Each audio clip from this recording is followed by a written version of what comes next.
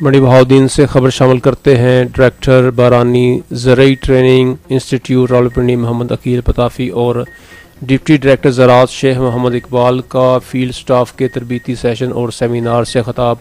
کاشتکاروں کو اسموگ سے تحفظ کے لیے فصلوں کی باغیات کو جلانے سے گریز کی ہدایت۔ تفصیلات کے مطابق ڈائریکٹر بارانی زرعی ٹریننگ انسٹیٹیوٹ راولپنڈی محمد عقیل پتافی اور ڈپٹی ڈائریکٹر زراعت شیخ محمد اقبال نے ضلعی ٹریننگ ہال میں محکمہ زراعت کے زیر اہتمام فیلڈ سٹاف کی تربیتی سیشن اور گوجرا میں سیمینار سے خطاب کرتے ہوئے کہا ہے کہ ملک میں بڑھتی ہوئی آبادی کی غذائی ضروریات کو مستقل بنیادوں پر پورا کرنے کے لیے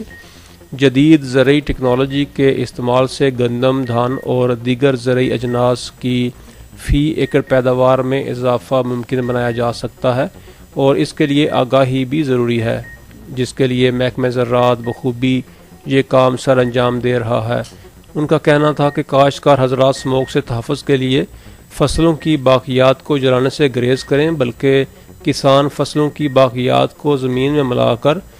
زمین کی زرخیزی میں اضافہ کریں اور بہتر پیداوار حاصل کریں۔ انہوں نے بارانی زرعی ٹریننگ انسٹیٹیوٹ راولپنڈی میں لائی گئی جدت اور تعلیمی معیار میں بہتری کے بارے میں شرکاء کو آگاہ کیا۔